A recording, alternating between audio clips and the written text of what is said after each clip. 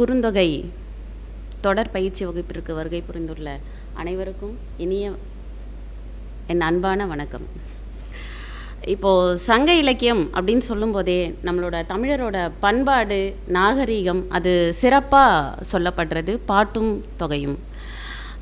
தொகை அப்படின்னு சொல்லும்போதே அது தொகுத்து சொல்லப்பட்ட ஒரு நூல். அதாவது பல்வேறு காலகட்டங்களில் வாழ்ந்த பல்வேறு புலவர்களால் பாடப்பட்ட பாடல்களின் தொகுப்பு தொகை நூல். அதை தேடி தொகுத்த நூல்கள் 8 தொகையாகவும் 10 பாட்டு. அதை ஒவ்வொரு காலத்திலும் வாழ்ந்த, அதுவும் வெவ்வேறு காலத்தில் வாழ்ந்த வேறு புலவர்கள் தான். ஆனால் ஒவ்வொரு நூலையும் ஒவ்வொரு புலவர்கள் பாடி இருக்கிறாங்க. இப்போ அதனால் சிறப்பாக சொல்லப்படுறது 8 தொகையும் 10 பாட்டும். அதில் பாடுபொருள் அப்படின்னு சொல்லி பார்க்கும்போது அகம் புறம் அப்படின்னு சொல்லிட்டு 2 வகையாக பிரித்து சொல்லியிருக்கிறாங்க. அப்போ தமிழர்கள் தங்களுடைய வாழ்க்கையே அகம் புறம் என்று 2 கூறாக பிரித்து வாழ்ந்தாங்க. அதில் சிறப்பாக முதல்ல அகம்தான் பேசப்படுது. அகம் அப்போது மனிதனுக்கு எந்த அளவுக்கு இன்றியமையாத ஒன்று. அகமும் புறமும் ஒன்றையொன்று சார்ந்தது தான். ஒரு மனிதன் உடலளவில் நோய்வாய்ப்பட்டிருக்கான் அப்படின்னு சொன்னால் அவனுடைய மனசு கண்டிப்பாக பாதிக்கப்படும். அதே மாதிரி தான் மனதளவில் அவனுக்கு ஏதோ ஒரு நெருடல் இருந்தது அப்படின்னு சொன்னால் அவனால் உடல் அளவில் இயல்பாக எந்த ஒரு வேலையுமே செய்ய முடியாது.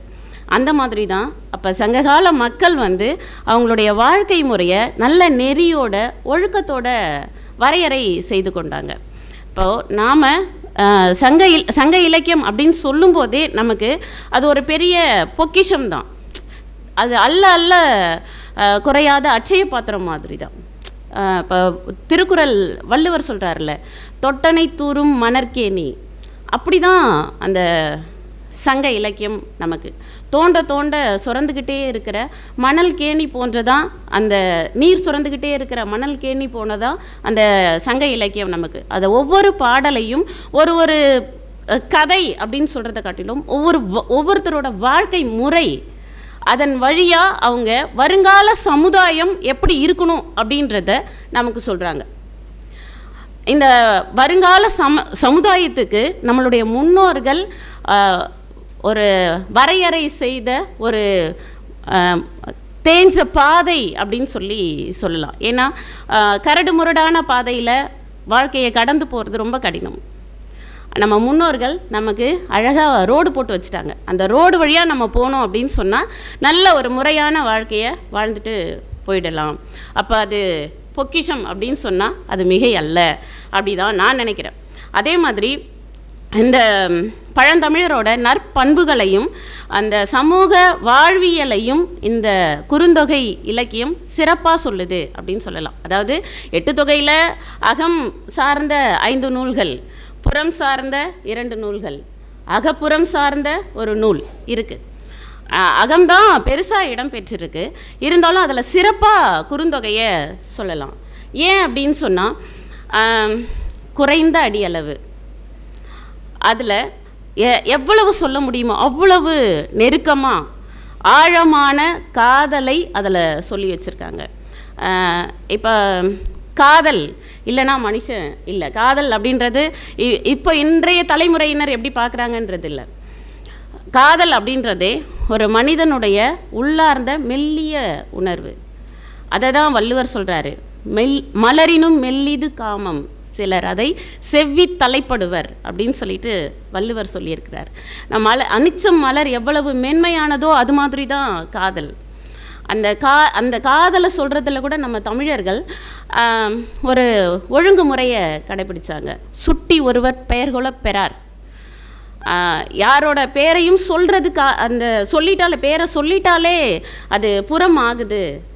அதனால தான் அவங்க தலைவன் தலைவி அப்படின்னு சொல்லி வரையறை செய்து சொல்லிட்டு போயிட்டாங்க. அதன் வழியாக நமக்கு அதை சொல்லும்போது கூட அதை நிலம், பொழுது, முதல் பொருள், உரிபொருள், கருப்பொருள் அப்படின்னு சொல்லி வச்சு சொல்லிட்டு போயிட்டாங்க. அன்பின் ஐந்திணை அப்படின்னு சொன்னாங்க. குறிஞ்சி, முல்லை, மருதம், நெய்தல், பாலை அப்படின்னு சொல்லி அன்பின் ஐந்திணையாக சொல்லிட்டாங்க. அதே மாதிரி புறத்துக்கும் அவங்க சொல்லியிருக்காங்க. அன்பின் ஐந்திணை மட்டும் இல்லாமல் கைக்கிளை, பெருந்திணை, இருவாய் 7 திணைகளாக வச்சு சொன்னாங்க. ஆனால் அந்த 5 திணைகள் சிறப்பாக பேசப்படுது. கைக்கிளை அப்படின்றது ஒருதலை காதலில் போயிடுது, பெருந்திணை அப்படின்றது பொருந்தா காதலில் போயிடுது. அப்போ அது ரெண்டுத்தையுமே விட்டுட்டாங்க. இப்போ அன்பின் ஐந்திணை தான் சிறப்பு. அதே மாதிரி தான் புறப்பொருளில் வெற்றி, முதல், வாகை, இருவாய். தொல்காப்பியர் சொன்னது 7 திணைகள் தான். அதுக்கு பிறகு தான் அதை 12 திணைகளாக மாற்றுறாங்க. அப்போது அகமும் புறமும் சமமாக பார்க்கப்பட்டது. இப்போ அதில் குறிஞ்சி அப்படின்னு சொல்லும்போதே குறிஞ்சி மலையும் மலை சார்ந்த இடமும், அதுக்கு உரிபொருள் சொல்கிறாங்க புணர்தலும் புணர்தல் நிமித்தமும். இப்போ முல்லை காடும் காடு சார்ந்த பகுதியும், அதுக்கு இருத்தலும் இருத்தல் நிமித்தமும் அப்படின்னு சொல்லி உரிபொருள் வைக்கிறாங்க. அதே மாதிரி மருதம் வயலும் வயல் சார்ந்த பகுதியும், அதில் ஊடலும் ஊடல் நிமித்தமும் வச்சுருக்காங்க. நெய்தல் பார்க்கும்போது கடலும் கடல் சார்ந்த பகுதியும் நிலம், அதுக்கு உரிபொருள் பாருங்கள் இரங்கலும் இரங்கல் நிமித்தமும். இரங்கல் அப்படின்னு சொல்லும்போதே அவன் வருவானா மாட்டானா அதுவே தெரியாது. இரங்கல் அப்போ ஒருத்தவங்க யாரோ ஒருத்தவங்க தவறிட்டாங்க அப்படின்னு சொன்னால் அவங்க திரும்ப வரமாட்டாங்க. அந்த துயரம்தான் இரங்கல். நம்ம ஆழ்ந்த இரங்கல் போடுறோம்ல, ஆழ்ந்த இரங்கல் அப்படின்னு சொல்லும்போதே அவங்க அந்த துயரத்தை சொல்வதுக்கு வார்த்தையே இல்லை. அப்போ தலைவன் ஏதோ ஒரு காரணத்தினால பிரிஞ்சு போயிருக்கான், அவன் வருவானா மாட்டானா அப்படின்ற ஒரு ஆழ்ந்த துயரத்தில் தலைவனை பிரிஞ்ச தலைவி அங்கே இருக்கா. அதுதான் இரங்கலும் இரங்கல் நிமித்தமும் அப்படின்னு சொல்லியிருக்காங்க. அதே மாதிரி பாலை பாருங்கள், சுரமும் சுரம் சார்ந்த பகுதியும். இதுக்கு தனியாக ஒரு குறிப்பிட்ட நிலம் கிடையவே கிடையாது. அதை தொல்காப்பியர் சொல்லும்போது மட்டும் சொல்கிறாரு குறிஞ்சியும் முல்லையும் முரண திரிந்தது பாலை. இப்போ நம்ம பாலை அப்படின்னு சொன்னாலே இந்த மணல் பாங்கான பகுதியை நினச்சிக்கிறோம். ஆனால் குறிஞ்சியும் முல்லையும் முரண திரிந்தது அந்த வயல்வெளியை அறுவடை செஞ்ச ஒரு வயல்வெளி எப்படி வாய் பிளந்து வெடிப்புட்டு இருக்குமோ அந்த மாதிரி இருக்கிற இடத்த தான் தொல்காப்பியர் பாலை நிலத்துக்கு சொல்கிறாரு. சுரமும் சுரம் சார்ந்த பகுதியும் அப்படின்னு சொல்லிட்டு அதுக்கான உரிபொருளும் பாருங்கள் பிரிதலும் பிரிதல் நிமித்தமும். அப்போ அந்த இடத்துல மழை இல்லை, நிழல் இல்லை. அப்போ அந்த இடத்துல எப்படி வெயிலால் சுடப்பட்ட ஒரு நிலம் வாய் பிளந்து நீருக்காக ஏங்கிக்கிட்டு இருக்குமோ அந்த மாதிரி தலைவனும் தலைவியும் பிரிந்தோ அல்லது தலைவி தலைவனோடு உடன்போக்கு போய் தன்னோட பெற்றோரை பிரிந்திருக்கிற நிலையையோ அந்த இடத்துல சொல்கிறாங்க.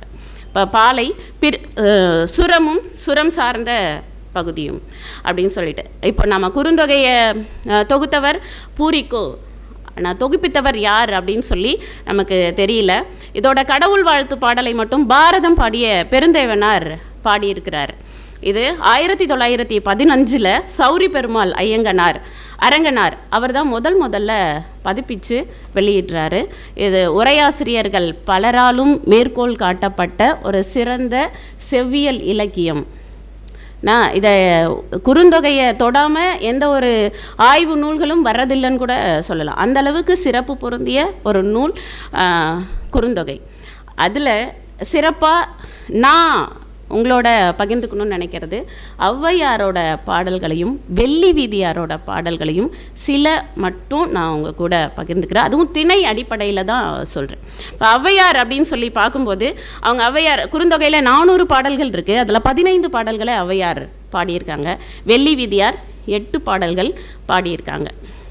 ஔவையார் அப்படின்ற பெயரில் பலவேறு காலகட்டங்களில் வாழ்ந்த அதே பெயரில் பலர் வாழ்ந்திருக்காங்க அப்படின்ற குறிப்புகள் நமக்கு கிடைக்குது. பார்த்தோன்னா சங்க காலத்தில் ஔவையார் வாழ்ந்திருக்காங்க. அவங்க அகம் புறம் 2 நூல்களையும் பாடியிருக்காங்க. அதில் அதியமான் காலத்தில் அவங்க வாழ்ந்தாங்க. அதியமான் கிட்ட நெல்லிக்கனியை அவங்க பெற்றிருக்கிறாங்க. அதே மாதிரி இடைக்காலத்தில் ஒரு ஔவையார் வாழ்ந்திருக்காங்க. அவங்க பாரியோட மகளிர் அங்கவை சங்கவை அவங்களுக்கு திருமணம் செஞ்சு வச்சதா ஒரு குறிப்பு கிடைக்குது. அதே மாதிரி சோழர் காலத்தில் 12ஆம் நூற்றாண்டில் ஒரு ஔவையார் வாழ்ந்திருக்கிறாங்க. அவங்க தான் ஆத்திச்சூடி, கொன்றை வேந்தன், நல்வழி, மூதுரை அந்த மாதிரியான நூல்களை அவங்க எழுதியிருக்காங்க. அதே மாதிரி சமயம் தோன்றிய காலம் அப்படின்ட்டு 14ஆம் நூற்றாண்டை சொல்கிறோம். அங்கே ஒரு ஔவையார் வாழ்ந்திருக்காங்க. அவங்க ஔவை குரல் விநாயகர் அகவல் அப்படிங்கிற நூல்களை எழுதியிருக்காங்க.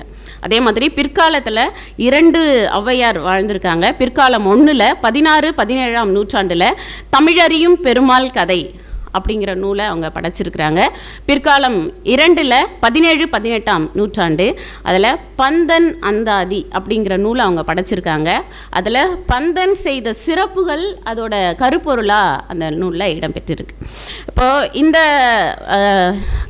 ஔவையார் 6 பேர் வாழ்ந்திருக்கலாம். அவங்க பல்வேறு கட்டத்தில் ஒரே பெயரில் வாழ்ந்திருக்காங்க அப்படிங்கிறத நம்ம புரிஞ்சுக்க முடியுது. அது வெள்ளி வீதியார் பற்றி கொஞ்சம் பார்த்துடலாம். சங்ககால பெண் புலவர்களில் ஒருவர். சங்க தொகை நூல்களில் 13 பாடல்கள் இவரால் பாடப்பட்டிருக்கு. அதில் குறுந்தொகையில் 8 பாடல்கள். சங்ககால ஔவையார் வெள்ளி வீதியாரை பற்றி அகநானூறு 147வது பாடலில் சொல்லியிருக்காங்க. தலைவன் பொருள் செய்ய பிரிய போவதை தோழி தலைவியிடம் சொல்கிறாள். தலைவி தானும் தலைவனுடன் செல்ல விரும்புவதாக குறிப்பிடுகிறாள். அங்கே தலைவன் பொருள் ஈட்ட போகிறேன் அப்படின்னு சொல்லி சொல்கிறான்.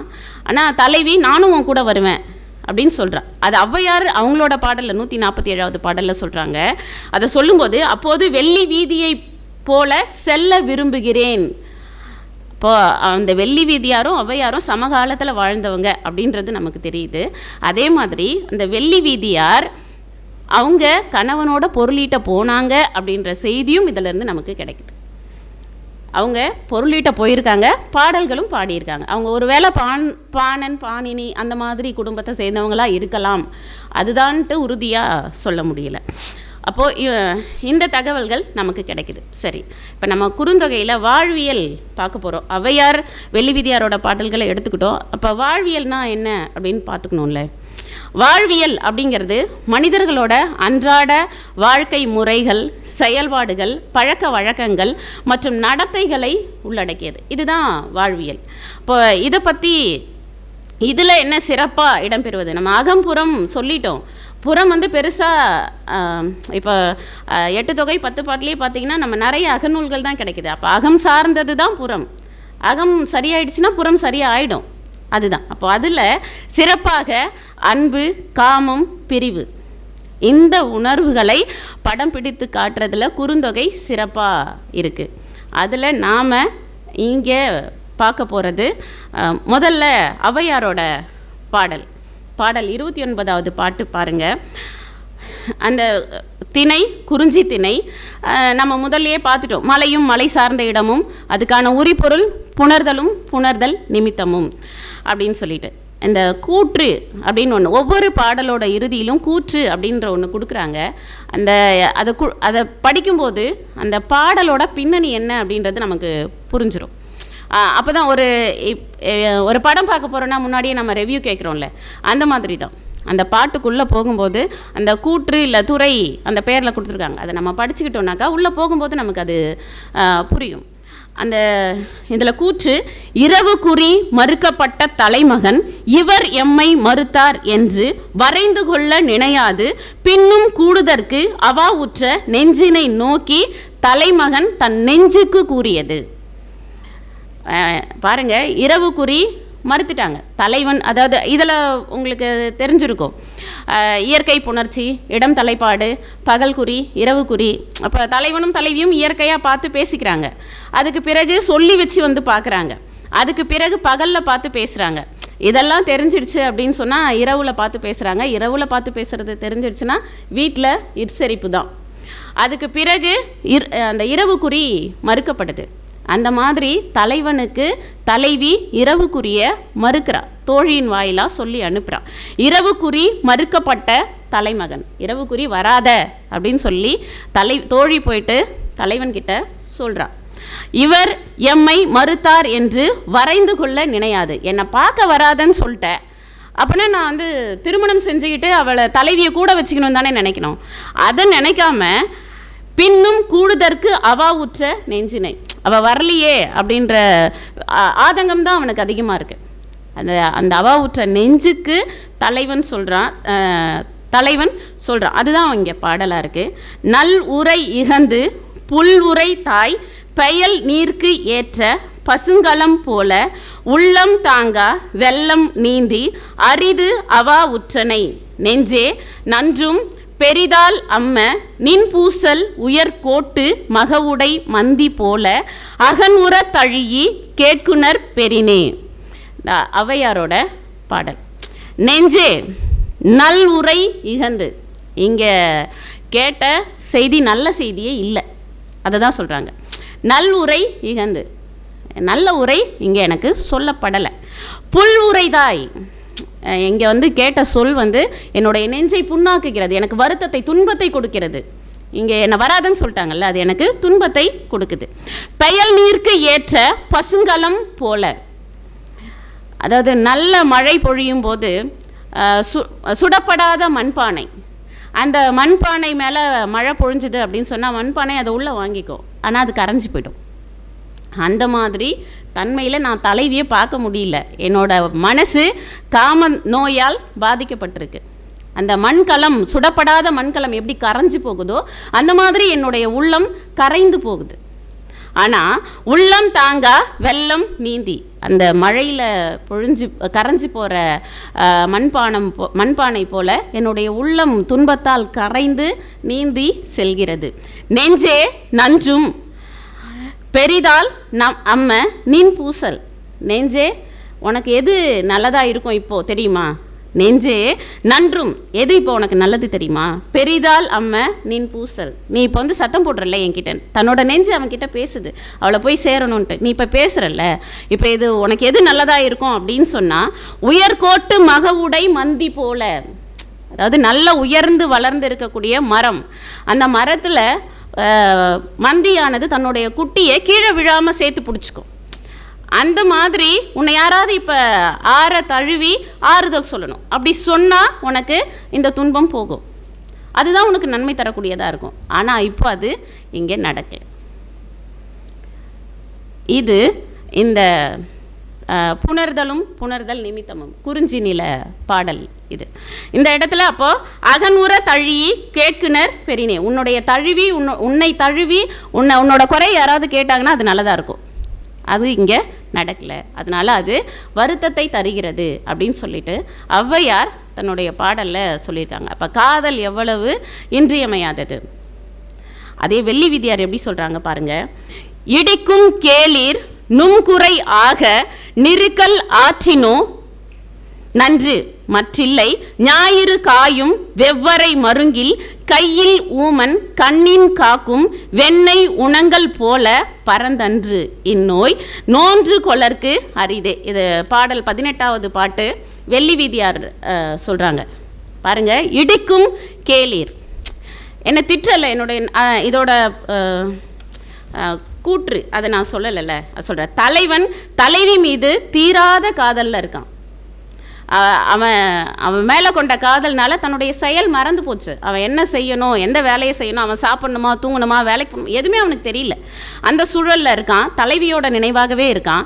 அங்கே தலைவனுடைய நண்பன் சொல்கிறான், நீ இந்த இடத்துல நீ அந்த நிலையை மறந்து உன்னுடைய செயல்களை செய்யே அப்படின்னு சொல்லி அவன் நண்பன் தலைவனுக்கு சொல்கிறான்.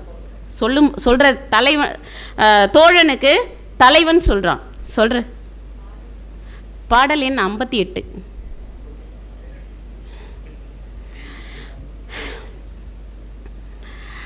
பாங்கனுக்கு தலைவன் சொல்கிறது, இடிக்கும் கேளீர், என்னை திட்டல என்னுடைய நண்பனை, என்னுடைய நன்மை தீமை எல்லாத்துலேயும் கலந்து கொள்ளக்கூடிய நண்பன் நீ, என்னை திட்டல, என்னுடைய செயல் கண்டு நீ என்னை கண்டிக்கிற நண்பனே. நும்குறை ஆக, என்னுடைய குறையா நீ சொல்கிறல்ல, நிறுக்கல் ஆற்றினேனோ நன்று மற்றில்லை, எனக்கும் அவளை நினைக்கிறத நிறுத்திட்டு என்னுடைய செயலை செய்யணும்னு எனக்கு தோணுது, ஆனால் என்னால் செய்ய முடியல. அப்படி செஞ்சால் அது நல்லது தான், ஆனால் என்னால் செய்ய முடியல. நான் என்ன பண்ணுறது? நீ என்ன கண்டிக்கிற, உன்னுடைய வேலையை செய் அப்படின்னு நீ சொல்கிற, ஆனால் என்னால் செய்ய முடியல. என்னுடைய உள்ளம் அவளுடனே உழன்று கொண்டு இருக்கிறது, அவள் நினைவுகளாலேயே நிறைந்து கிடக்கிறது, என்னால் வேலையை செய்ய முடியல, நான் இப்படி தான் இருக்கேன் அப்படின்றத சொல்கிறான்.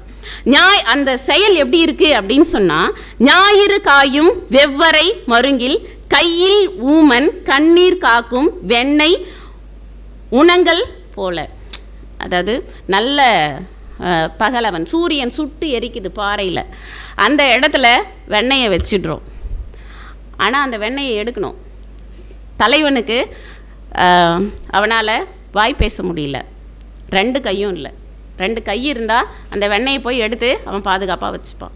வாய் இருந்தால் அவன் சொல்லி மற்றவங்களை கூப்பிட்டு அதை பாதுகாப்பாக எடுத்து வச்சுக்கலாம். கையும் இல்லை, வாயும் இல்லை, ஆனால் கண்ணால் அவன் காப்பாற்றணும்னு நினைக்கிறான். அது நடக்கக்கூடிய செயல் இல்லை. அந்த மாதிரி இருக்குது. நான் என்னுடைய மனமானது தலைவியின் நினைவினால் மூழ்கி கிடக்கிறது. என்னால் எந்த செயலையும் செய்ய முடியல. அந்த வெண்ணெய் எப்படி உருகி ஒழுகுதோ அதுபோல் அவள் நினைவால் என் உள்ளம் உருகி ஒழுகுது. என்னால் என்னுடைய செயலை செய்ய முடியலை. இப்போ ஔவையார் என்ன சொல்கிறாங்க, என்ன தலைவன் தலைவி இரவுக்குறி மறுத்துட்டா என்னால் அவளை பார்க்காம இருக்க முடியல அப்படின்னு சொல்லி ஔவையார் சொல்கிறாங்க. அதை வெள்ளி வீதியார் அவளை பார்க்காம என்னால் ஒரு வேலையும் செய்ய முடியல அப்படின்னு சொல்லியிருக்காங்க. இப்போ இது வாழ்வியல் சிந்தனையை அவங்க 2 பேருமே சொன்ன விதம் வேறு, ஆனால் சொன்ன கருத்து ஒன்று தான்.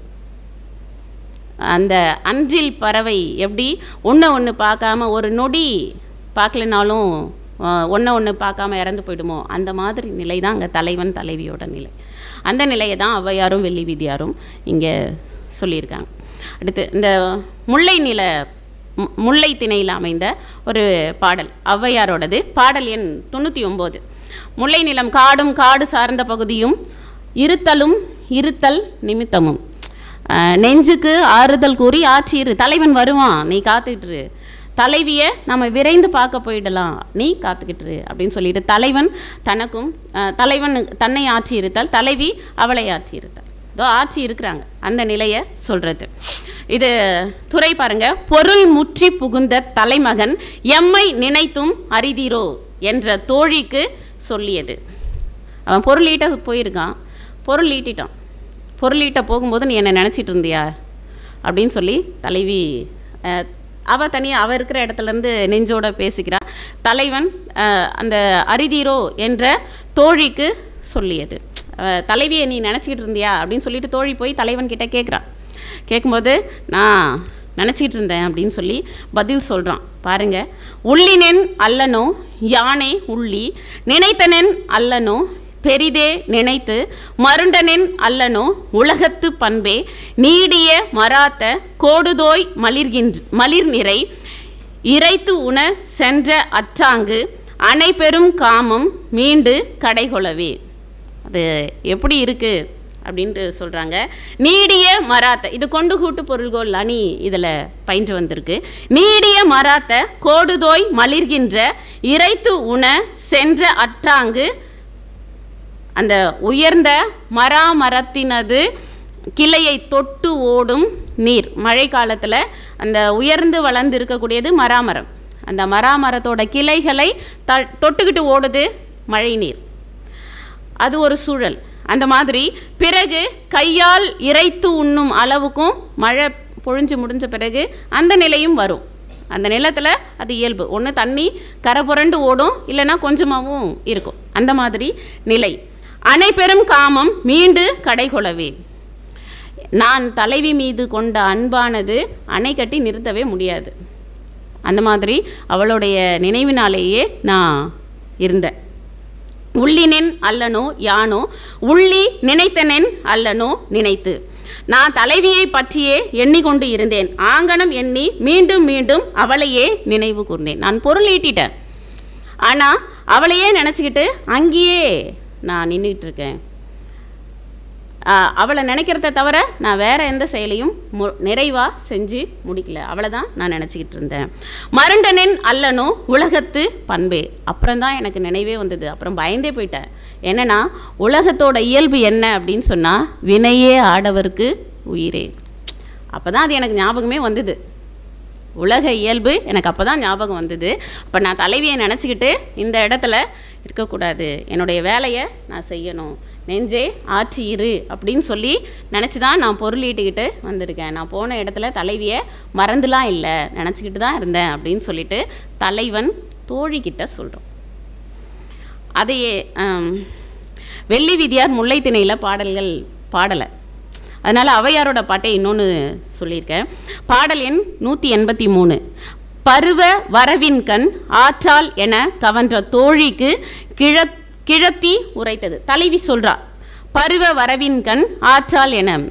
அவன் கார்காலம் வந்துடுச்சு, தலைவன் வரேன் அப்படின்னு சொல்லி போயிருந்தான். அவன் இன்னும் வரல. அதை நினச்சி தலைவி வருந்துவாளே அப்படின்னு சொல்லி தோழி வருந்திக்கிட்டு இருக்கா. அந்த தோழியோட எண்ணத்துக்கு தலைவி சொல்கிற பதில் இந்த பாடல். இதுவும் கொண்டு கூட்டு பொருள்கொள் அணிதான். சென்ற நாட்ட கொன்றை பசுவி நம்போல் பசக்கும் காலை தம்போல் சிறுதலை பிணையின் தீர்த்த நெறிகோட்டு இரலை மானையும் காண்பர்கொள் நமரே புல்லென் காயா பூக்கெழு பெருஞ்சினை மென்மயில் எருத்தில் தோன்றும் காண வைப்பீர் புன்புலத்தானே. இதை ஔவையார் எப்படி சொல்கிறாங்க பாருங்கள். புல்லென காயா பூக்கெழு பெருஞ்சினை மென்மையில் எருத்தில் தோன்றும் காண வைப்பீர் புன்புலத்தானே சென்ற நாட்ட கொன்றை பசுவி நம்போல் பசக்கும் காலை. மழை பொழியறதுக்கு முன்னாடி காடும் காடு சார்ந்த பகுதியும் தான் பொலிவு இழந்து காணப்படும் அந்த பகுதி. அந்த மாதிரி இருக்கக்கூடிய அந்த காயாம் மரத்தினுடைய கிளைகள் அது இருக்குது. மழை பொழிஞ்ச பிறகு புல்லென காயா பூக்கெழு பெருஞ்சினை, நல்லா காஞ்சிருக்க காயா மரம் மழை பொழிஞ்ச பிறகு நல்லா பூத்து குலுங்கி இருக்கு. அது எப்படி இருக்குது அப்படின்னா மென்மயில் எருத்தில் தோன்றும். அந்த மயிலோட மழை வருது அப்படின்னு சொன்னால் மயிலோட கழுத்து கொஞ்சம் புடச்சிக்கிட்டு இருக்கும். அப்படி புடச்சிக்கிட்டு தொகையை விரித்து ஆடும். அந்த மயிலோட கழுத்து போல காயாமல் மலர்கள் மலர்ந்து இருக்கு. அது அந்த நிலையை அங்கே இருக்குது. காண வைப்பீர் புன்புலத்தானே. என்னுடைய தலைவன் அங்கே தான் போயிருக்கான். அவன் பொருள் ஈட்டிட்டு வரேன்னு போயிருக்கான். அவன் போகிற இடம் காயாமரம் காஞ்சி போய் பூத்து குலுங்கிட்டு இருக்கு. அங்கே மயிலோட நிலையை அவன் பார்த்தான் அப்படின்னு சொன்னால் கண்டிப்பாக என்னோட நினைவு வரும் அப்படின்னு சொல்கிறாங்க. அது மாதிரி சென்ற நாட்டை கொன்றை பசுவி நல்ல அதெல்லாம் அந்த காட்சியை அவன் பார்ப்பான். அப்படி பார்த்த பிறகு சென்ற நாட்டை கொன்றை பசுவி நம்போல் பசக்கும் காலை, அது நம்மளை மாதிரி இருக்கிறத அவன் பார்ப்பான். பார்த்துட்டு தம்போல் சிறுதலை பிணையின் தீர்த்த நெறிகோட்டு இரலை மானையும் காண்பர்கொள் நமரே. எம்முடைய தலைவன் அங்கே அந்த பிணை மானானது ஆண்மானும் பெண்மானும் காட்டு பகுதியில் அது ஓடி விளையாடிட்டு இருக்கோம். அதை பார்த்தா என்னுடைய தலைவனுக்கு நான் தலைவியை பிரிஞ்சு வந்திருக்கேன், என்னோட தலைவி என்ன நினச்சி அங்கே காத்துக்கிட்டு இருப்பா, அவளை நான் விரைந்து போய் சேரணும் அப்படின்ற எண்ணம் அவனுக்கு வரும். அதனால் அவன் விரைந்து வந்துடுவான் அப்படின்னு சொல்லிட்டு தலைவி தோழிக்கு சொல்கிறாங்க. இப்போ இங்கே இருத்தல் நிமித்தமும் தன்னோட தலைவி ஆட்சியிருக்கிறான். முதல் பாட்டில் தலைவன் ஆட்சியிருக்கிறான், அடுத்து தலைவி ஆட்சியிருக்கிறான். ரெண்டுமே ஔவையாரோட பாடல்கள் தான். அடுத்து மருதத்திணையில் ஒரு பாட்டு, பாடல் எண் 80. இதில் திணை மருதம், இது வயல் சார்ந்த பகுதியும். அது வயலும் வயல் சார்ந்த பகுதியினாலே காதலிச்சாங்க, கல்யாணம் பண்ணிக்கிட்டாங்க. அடுத்து இல்லற வாழ்க்கை சமவெளி பகுதியில் வயலும் வயல் சார்ந்த பகுதியும், அங்கே விவசாயம் நடக்கிற இடம், நாகரிக தோற்றத்தின் வித்து அங்கே தான் அப்படின்னு சொல்கிறாங்க. அந்த இடத்துல இப்போ நாகரிகம் வளர்ந்துடுச்சு அப்படின்னு சொன்னாலே சண்டைக்கு பஞ்சமே இல்லை. அப்போ தலைவன் தலைவிக்கு அதில் குறைவே இல்லை. அந்த மாதிரி தான் இங்கே ஊடல் நிமித்தமும் இதுக்கான உரிபொருள். துறை பாருங்க, பரத்தை சொல்லியது. எப்படி ஏன் சொல்கிறா அப்படின்னா, தலைவன் தலைவியை பிரிந்து பரத்தையோடு வாழ்கிறான். தலைவனின் செயலால் கோபமுற்ற தலைவி பரத்தையை இகழ்ந்து பேசுகிறாள். தலைவி தன்னை இகழ்ந்து பேசியது அறிந்த பரத்தை தலைவியின் தோழியரின் காதில் விழும்படி சொல்கிறா. பரத்தை தான் சொல்கிறா, தலைவிக்கு சொல்கிறா. தலைவிக்கு நேராக சொல்லலை, அவங்க தோழியோட காதில் படும்படி சொல்கிறா. ஏன் அப்படின்னு சொன்னால், தலைவியை பிரிஞ்சு தலைவன் பரத்தை கிட்ட இருக்கான். அதுக்கு இப்போ கணவனை பிரிஞ்ச மனைவி மனைவி தலைவனை கேட்கலாம். ஆனால் அவள் தலைவனை இழித்து சொல்லுதல் மரபு இல்லை. அதனால பரத்தையை இழித்து பேசுகிறா தலைவி. அப்படி இழுத்தி பேசும்போது அதை கேட்ட பரத்தைக்கு கோவம் வருது. அதை கேட்டவுடனே முடிஞ்சா அவளை என்கிட்ட வந்து நேராக பார்க்க சொல்லு அப்படின்னு சொல்லிட்டு தோழிக்கிட்ட சொல்கிறா. இந்த பாடல் பாருங்க. கூந்தல் ஆம்பல் முழுநெறி அடைச்சி பெரும்புணல் வந்த இருந்துரை விரும்பி யாம் அஃது அயர்காம் சேரும் தான் அஃது அஞ்சுவது உடையான் ஆயின் வெம்போர் நுகம்பட கடக்கும் பல்வேல் எழுநி முனையான் பெருநிறை போல கிளையோடும் காக்க தன் கொழுநன் மார்பே. இது ஔவையாரோட பாட்டு. இதில் பாருங்க, கூந்தல் ஆம்பல் முழுநெறி அடைச்சி. நான் வந்து அழகி, பரத்தை இல்லை, அவள் அழகி, அவள் நல்லா அலங்காரம் பண்ணிக்கிட்டு இருக்கா. அதை சொல்கிறாங்க, கூந்தல் ஆம்பல் முழுநெறி அடைச்சி. என்னுடைய கூந்தலில் காம்புகள் உடைக்கப்படாத அந்த ஆம்பல் மலர்களை நான் சூடியிருக்கிறேன். பெரும்புணல் வந்த இருந்துரை விரும்பி யாம் அஃது அயர்காம் சேரும் தான் அஃது அஞ்சுவது உடையால் ஆயின். அங்கே புனல் விளையாட்டு அப்படின்றது சகஜமாக நடக்கும். அந்த இயற்கை புணர்ச்சியே அப்படி தான் நடக்கும். புனல் விளையாட்டு தலைவி விளையாடிட்டு இருப்பா, அந்த வழியாக போகிற தலைவன் அவளை பார்த்து காதல் கொண்டு அது இயற்கை புணர்ச்சியில் வரும். இங்கே பரத்தை சொல்கிறா, நான் ஆம்பல் மலரை தலையில் சூடிக்கிட்டு நான் ஆற்றுல தண்ணி போகுது புனல் விளையாட நானும் தலைவனும் போகிறோம், அவளுக்கு பயமாக இருக்குது அப்படின்னு சொன்னால் அதை தான் சொல்கிறாங்க. யாம் அஃது அயர்கம் சேரும், நானும் தலைவனும் புனல் விளையாட்டு விளையாட போகிறோம். தான் அஃது அஞ்சுவது உடையல் ஆயின், அதை பார்த்து அவள் பயப்படுறா அப்படின்னு சொன்னால் நுகம்பட கடக்கும் பல்வேல் எழுநி முனையான். அவன் அதாவது நல்ல கூர்மையான வேல் படையை உடையவன் எயினி. அவன் வேல் படையை கொண்டுட்டு போனான்னா எதிரிகள் பயந்து ஓடிடுவாங்க. அதாவது நல்ல போர் பயிற்சி பெற்ற போர் வீரர்களையும் போர் கருவிகளையும் கொண்டவன் எயினி. அவனுடைய போர் போகும்போது அது முன்னாடி வந்து பசுக்கூட்டம் நின்றுச்சு அப்படின்னு சொன்னால் அவன் அந்த பசுக்கூட்டத்தை கொண்டுட்டு போக மாட்டான்ல. அந்த மாதிரி அவளை தன்னோட சுற்றத்தாரோட வந்து நாங்கள் நிற்க சொல்லு, அப்படி நின்னா நான் அவனோட தலைவனை விட்டுருவேன். நான் புனல் விளையாட போகிறேன், அவனோட மார்பை நான் தழுவக்கூடாது அப்படின்னு சொன்னால் அந்த எயினியோட போர் முன்னாடி வந்து நிற்கிற பசுக்கூட்டம் போல நான் புனல் விளையாட நானும் தலைவனும் போகிறோம், நீ உன்னோட சுற்றத்தாரோடு அங்கே வந்து நின்ன அப்படின்னு சொன்னால் எயினி எப்படி அந்த பசுக்களை கொல்ல மாட்டானோ அந்த மாதிரி நான் தலைவனோட மார்பை தழுவ மாட்டேன். அதனால் அவளை சொந்தக்காரங்களை கூப்பிட்டு வந்து நிற்க சொல்லு அப்படின்னு சொல்லி இந்த பாடலில் பரத்தை தலைவிக்கு தோழியின் வாயிலாக சொல்கிற செய்தி. தோழிக்கிட்ட கூட அவன் நேரில் சொல்ல, அவங்க காதில் படும்படி சொல்கிறான். அந்த மாதிரியாக இந்த பாடலை அமைச்சிருக்காங்க. அதே மாதிரி வெள்ளி வீதியாரும் இந்த மருதத்திணைக்கு ஒரு பாடல் சொல்லியிருக்காங்க பாருங்கள். இது 2 வகையாக பொருள் கொள்ளலாம். கூற்று, கற்பு காலத்து தெளிவிடை விளங்கியது. களவு கற்பு 2 வாழ்க்கை இருக்குது. களவு அப்படின்றது காதல் வாழ்க்கை. அது காதலிக்கிறதுக்கு சங்ககால மக்கள் வந்து 3 மாதம் தான் கொடுத்துருந்தாங்க. 3 மாதம் காதலிக்கலாம், அதுக்கு பிறகு திருமணம் செஞ்சுக்கணும். அப்போ அந்த கற்பு நேரத்தில் இந்த பாடல் கற்பு நேரத்தில் நிகழ்ந்ததாகவும் வச்சுக்கலாம், இல்லை களவு காலத்தில் நிகழ்ந்ததாகவும் வச்சுக்கலாம். 2 வகையாக பொருள் கொள்ளலாம். சார், பாடல் 169.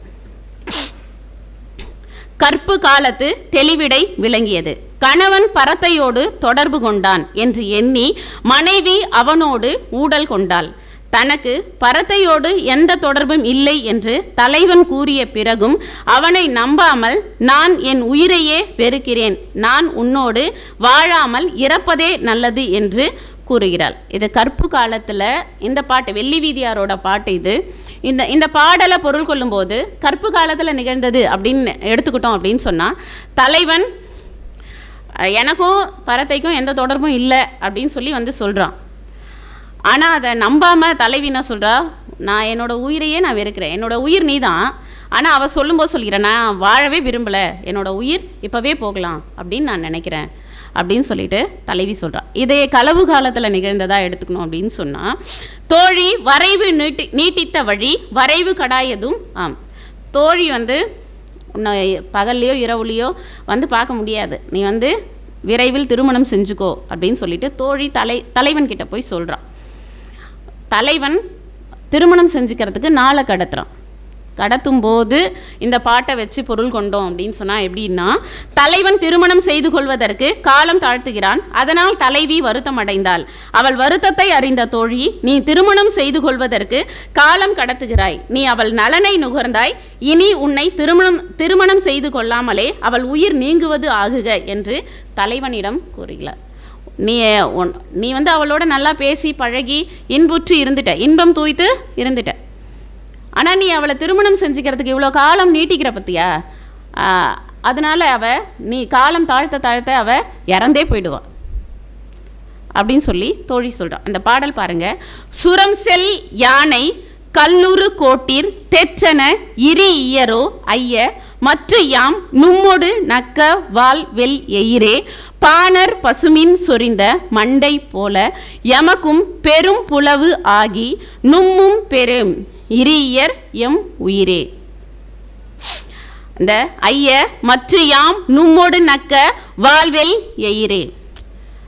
தலைவனே, ஐய தலைவனே, உன் கூட அவ பேசி, இப்போ முதல் கூற்று சொன்னேன்ல, இப்போ தலைவி சொல்கிறா அப்படின்னா, நான் உன்கிட்ட பேசி நல்லா பழகி இருந்தேன், ஆனால் அந்த செயல் இப்போ எனக்கு எப்படி இருக்குது அப்படின்னு சொன்னால், சுரம் செல் யானை கல்லுரு கோட்டீர் தெற்றன இரி இயரோ, அந்த சுரமும் சுரம் சார்ந்த பகுதியும் அந்த இடத்துல யானையானது கடந்து போகும்போது அது வெயில் நிறைஞ்ச பகுதி, அந்த இடத்த கடக்குது அப்படின்னு சொன்னால் சோர்வுற்று இருக்கும். அது குறிஞ்சி நிலத்தில் இருந்து தான் வந்திருக்கும், மலையும் மலை சார்ந்த பகுதி. அங்கேருந்து வரும்போது நல்ல மலையில் முட்டி தன்னுடைய கொம்புகள், வெண்மை நிற கொம்புகள் எல்லாம் அந்த மண்ணு பட்டு கரை படைஞ்சிருக்கும்.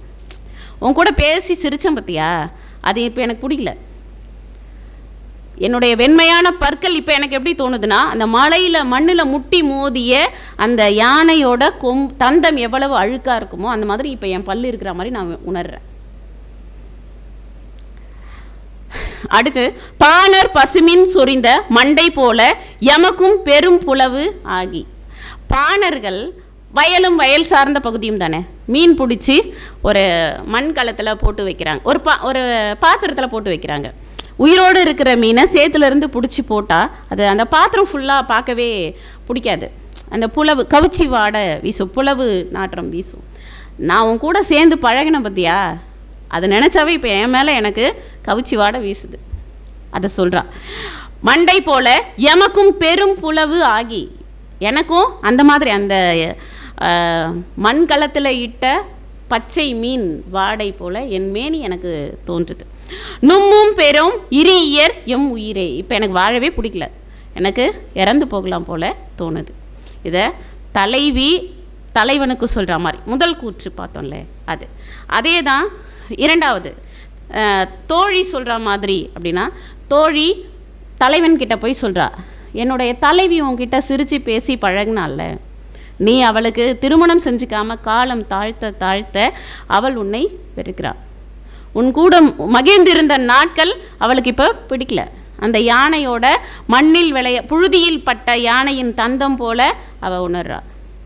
அந்த உயிரோடு பிடிச்சி போட்ட பச்சை மீன் போல அவள் உணர்கிறாள். அவள் வாழவே பிடிக்கல, இறந்து போயிடலாம் அப்படின்னு விரும்புகிறா அப்படின்னு சொல்லிட்டு தோழி தலைவியோட நிலையை தோழி தலைவன் கிட்ட சொல்லுவது போல் ரெண்டு வகையில் இந்த பாட்டுக்கு பொருள் கொள்ளலாம். நெய்தல் நிலம், இது கடலும் கடல் சார்ந்த பகுதியும், இரங்கல் நிமித்தமும் அதுக்கான உரிபொருள்.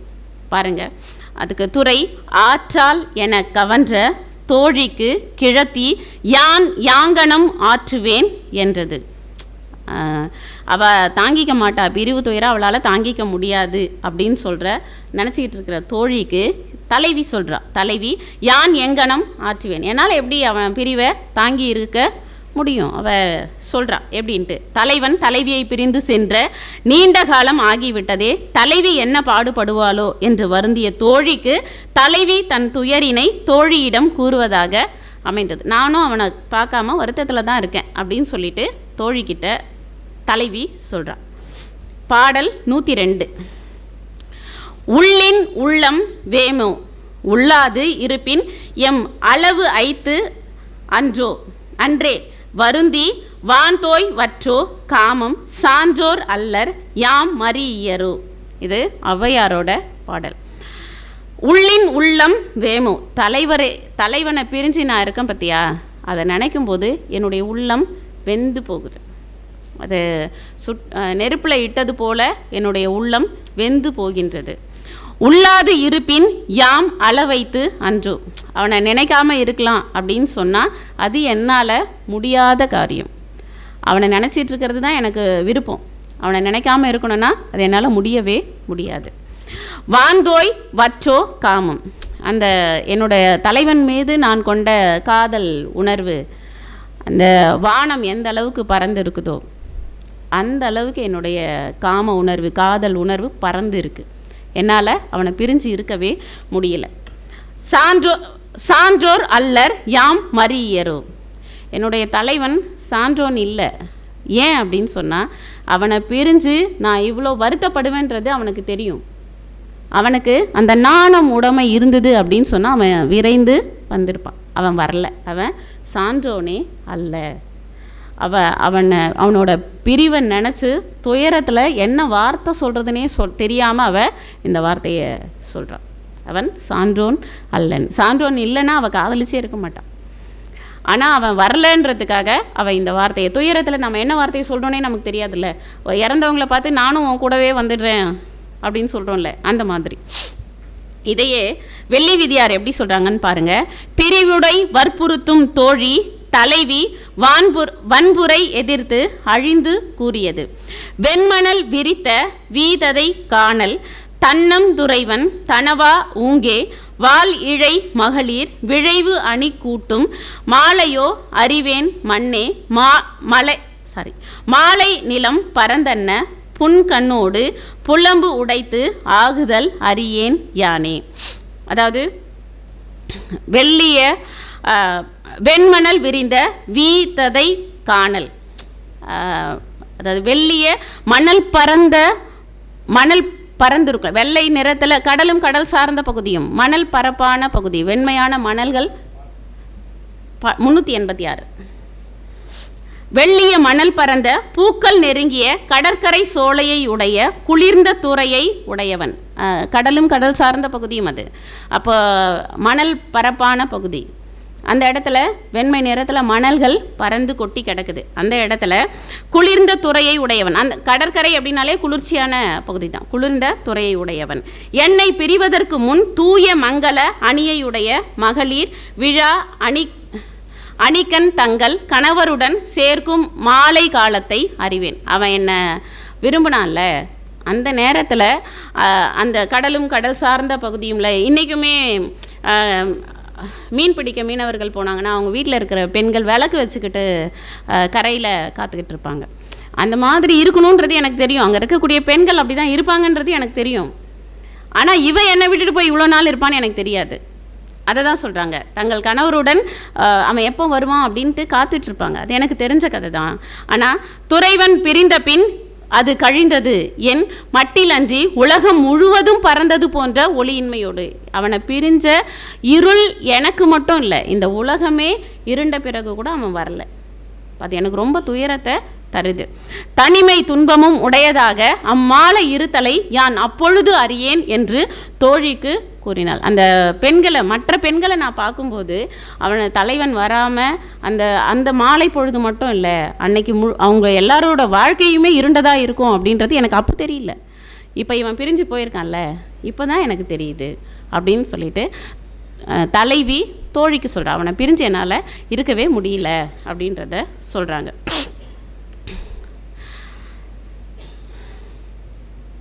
அடுத்து பாலை நிலம். பாலை நிலத்தில் ஔவையாரோட பாடல் 15வது பாடல். அது பாலை நிலம் சுரம் சார்ந்த பகுதியும் உரிபொருள் பிரிதல் நிமித்தமும் தோழி செவிலி தாய்க்கும் செவிலி நற்றாய்க்கும் சொல்லியது. தலைவனுடன் தலைவி உடன்போக்கு போயிடுறா. அவள் உடன்போக்கு போயிட்டா அப்படின்றத தோழி செவிலிக்கு சொல்கிறா, செவிலி தாய் நற்றாய்க்கு சொல்கிறா.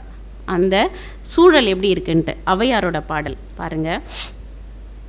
பறைபட பணிலம் ஆர்ப்ப இறை கொல்பு தொல்மூதாளத்து பொதியில் தோன்றிய நாள் ஊர் கோசர் நல்மொழி போல வாய் ஆகின்றே தோழி ஆய்கழல் சேயிலை வெல்வேல் விடலையொடு தொகுவளை முன்கை மடந்தை நட்பே.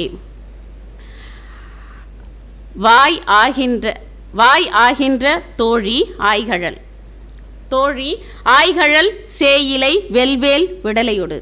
நற்றாய் செவிலித்தாய் நற்றாய் கிட்ட சொல்கிறா, தோழி என்னுடைய தோழியே நீ கேளு, ஆய்கழல் சேயிழை, அவன் வீரக்கழலை அணிந்தவன், நல்ல கூர்மையான வேலை ஆயுதமாக கையில் கொண்டவன், விடலையொடு அவன் இளைஞன், அந்த தலைவனோடு அவ தொகுவளை முன்கை மடந்தை நட்பே, நல்ல தன்னுடைய முன்கையில் நிறைய வளையல்கள் கலர் கலராக வளையல் அணிஞ்ச கைகளை உடைய நம்முடைய தலைவியானவள் வீரக்கழலையும் வேலையும் உடைய தலைவனோடு உடன்போக்கு போயிட்டான்.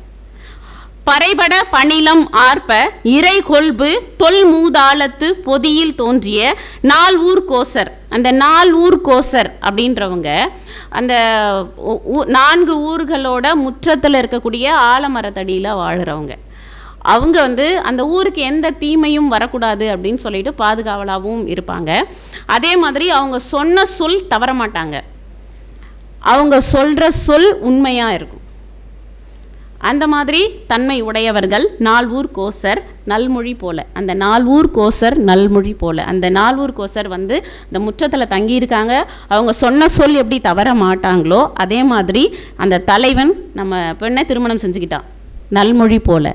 அவன் சொன்ன சொல் தவறாமல் அவங்க வாழ்க்கை இந்த உலகறிய ஏற்றுக்கொள்ளப்பட்டது. எப்படின்னா பறைபட பணிலம் ஆர்ப்ப, நல்ல முரசு கொட்டவும் சங்கு முழங்கவும் இறை கொல்பு தொல்மூதாளத்து பொதியில் தோன்றிய, அதாவது இது நால்ஊர் கோசருக்கு சொல்கிறாங்க. இறை கொல்பு தொல்மூதாளத்து, இறைவனால் அனுப்பப்பட்டு தொல்மூதாளத்து பழமை பொருந்திய அந்த தன்மை உடையவர்கள் அந்த நால்ஊர் கோசர்.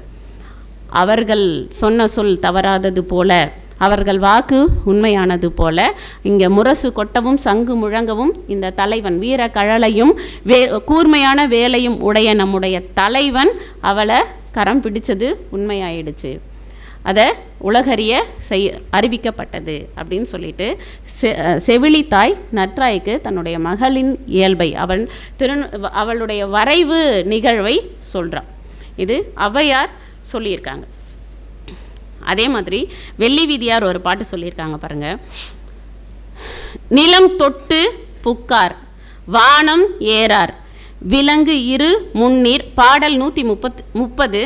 நிலம் தொட்டு புக்கார் வானம் ஏறார் விலங்கு இரு முன்னீர் காலின் செல்லார், நாட்டின் ஊரின் குடிமுறை தேரின் கெடுனரும் உளரோ நம் காதலோரே. இதை வெள்ளி வீதியார் சொல்லியிருக்காங்க. துறை பிரிவுடை அழிந்த தலைமகளை தோழி வற்புறுத்தியது, நீ அவர் பிரிந்தார் என்று ஆற்றாமை ஆகின்றது என்னை, யான் அவர் உள்வழி அறிந்து தூதுவிட்டு கொணர்வேன், நீ ஆற்றாமை நீங்குக என தோழி தலைமகளை அறிவித்தது. தலைவன் பிரிஞ்சு போயிட்டான் அப்படின்னு சொல்லிலாம் நீ வருத்தப்படாத, அவனை எங்கே இருந்தாலும் நான் கொண்டு உன் முன்னாடி நிறுத்திடுவேன், அதனால் நீ வருத்தப்படாத அப்படின்னு சொல்லிட்டு தோழி தலைவிக்கு சொல்கிற பாட்டு இது. நிலம் தொட்டு புக்கார், தலைவன் அவளை பார்க்க வரல, பிரிஞ்சு இருக்கான். அந்த நேரத்தில் தோழி சொல்கிறார், நிலம் தொட்டு புக்கார், அவன் நிலத்தை தோண்டி பூமிக்கு அடியில் போய் ஒளிஞ்சிக்க மாட்டான். அதே மாதிரி வானம் ஏறார், அவன் வான் உலகத்தில் போய் ஒளிஞ்சிக்கவும் முடியாது. விலங்கு இரு முன்னீர் காலின் செல்லார், அந்த முன்னீர் அப்படின்னு சொல்கிறாங்க, கடலை முன்னீர் அப்படின்னு சொல்கிறாங்க. அதில் அந்த ஆற்று நீர், மழை நீர், ஊற்று நீர் இதெல்லாம் சேர்ற இடம் அப்படின்றதுனால அதை முன்னீர் அப்படின்னு சொல்கிறாங்க. விலங்கு இரு முன்னீர் காலின் செல்லார், அந்த கடலில் போயிட்டு நடந்துலாம் அவன் போயிருக்க மாட்டான். அப்போ அவன் பூமிக்கு அடியிலையும் போகலை, வானத்துக்கு மேலேயும் போகலை, கடல்லையும் நடந்து போகலை. அவனை கண்டுபிடிக்கணும் அப்படின்னு சொன்னால் நாட்டின் ஊரின் குடிமுறை தேரின், ஒவ்வொரு நாட்டுக்காக போய் ஒவ்வொரு நாட்டில் இருக்கிற ஒவ்வொரு ஊருக்காக போய் குடிமுறை குறிமுறை ஒரு வீட்டுக்காக போய் நான் தேடி கொண்டு வந்து நிறுத்துவேன். அதனால் கெடுனரும் உளரோ அப்படி தேடினா அவன் கண்டுபிடிக்க முடியாமல் போயிடுமா? அவனை ஈஸியாக கண்டுபிடிச்சிடலாம். நம் காதலரே, உன்னுடைய தலைவனை நான் உன்கிட்ட கொண்டு வந்து சேர்த்துருவேன் அப்படின்னு சொல்லி சொல்கிறாங்க. இந்த மாதிரி அந்த குறுந்தொகையில் ஔவையாரும் வெள்ளி வீதியாரும் இந்த 5 திணைகள், இப்போ குறிஞ்சி, முல்லை, மருதம், நெய்தல், பாலை 5 திணைகள்லையும் அவங்க எப்படி புணர்தல் நிமித்தம், இருத்தல் நிமித்தம், ஊடல் நிமித்தம், பிரிதல் நிமித்தம், இந்த மாதிரி பாடல்களின் வழியாக அந்த ஒரு பாடல் ஒரு புலவர் பாடுறாங்க அப்படின்னு சொன்னால், இன்றைக்குமே சிறுகதை ஒரு ஆசிரியர் சிறுகதை வருது அப்படின்னு சொன்னால் அது அவருடைய ஒரு அனுபவம், ஒரு நாள் அனுபவம் ஒரு சிறுகதையாக வருது. ஒரு மாதம் இல்லை ஒரு வருஷத்தோட அனுபவம் ஒரு நாவலாக வருது. ஒவ்வொரு நிகழ்வின் அனுபவம் கவிதையாக வெளிப்படுது. அந்த மாதிரி இந்த பெண்பால் புலவர்கள் அவர்களுடைய அனுபவத்தை, இப்போ இதை நான் பெண்பால் புலவர்களை அதில் 2 பேர் மட்டும் நான் சொன்னேன். அதுக்கு காரணமும் இருக்குது. இப்போ பாரதியாரை நம்ம சொல்வோம், அவர் பக்தியை பாடாத கவிஞன் பாரதி சொல்கிறோம்ல, சொல்வோமா? அவர் பக்தியை பாடலையா? அதாவது பக்தி நான் வந்து உனக்கு அடிமை, அது பராசக்திக்கிட்ட அவர் வேண்டியிருக்காரு அப்படின்னு. ஆனால் பக்தி இலக்கியமாக ஒரு பாடலை, பக்தி இலக்கியம் பாடுறாங்கல்ல, இப்போ நாயன்மார்கள் ஆழ்வார்கள்லாம் பக்தி இலக்கியம் பாடினா மாதிரி அவர் அதாவது என்னோட நாட்டுக்கு இது தேவை, என்னோட ஊருக்கு இது தேவை, என்னுடைய மக்களுக்கு இது தேவை. ஆனால் அந்த கண்ணன் பாட்டில் மட்டும்தான் கண்ணன் என் காதலன், கண்ணன் என் சேவகன், அவர் அதை சொல்கிறது அந்த பக்தி இலக்கியத்தோட பரிணாம வளர்ச்சி.